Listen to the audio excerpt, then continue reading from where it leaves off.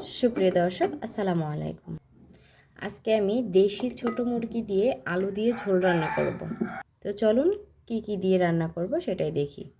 প্রথমে আমি হলুদের গুঁড়ো নিয়ে নেব, তারপরে মরিচের গুঁড়ো দিয়ে নেব, তারপরে লবণ দিয়ে দেব স্বাদ মতো।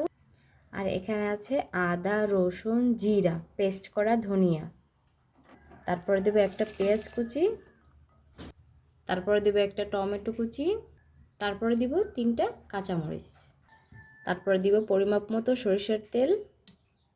তারপরে আমি এটা মাখিয়ে নেব। এটা আমি সরিষার তেল দিয়েছি তাই বলে যে আপনাদের দিতে হবে এমন কোনো কথা না, আপনি সয়াবিন তেলটাও ব্যবহার করতে পারবেন।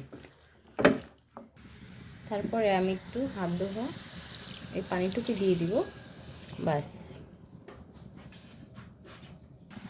তারপর আমি এলাচ, দারচিনি, তেজপাতা দিয়ে ঢেকে দিব।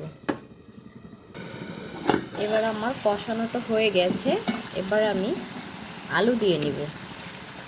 দেশি মাংস তো বেশি সিদ্ধ করতে হবে না।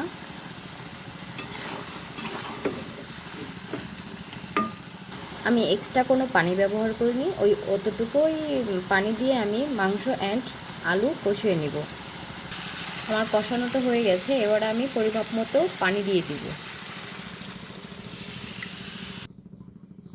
এই তো আমার রান্নাটা হয়ে গেল। এবার আমি সব শেষে ধনিয়া পাতা কুচি দিয়ে দিলাম।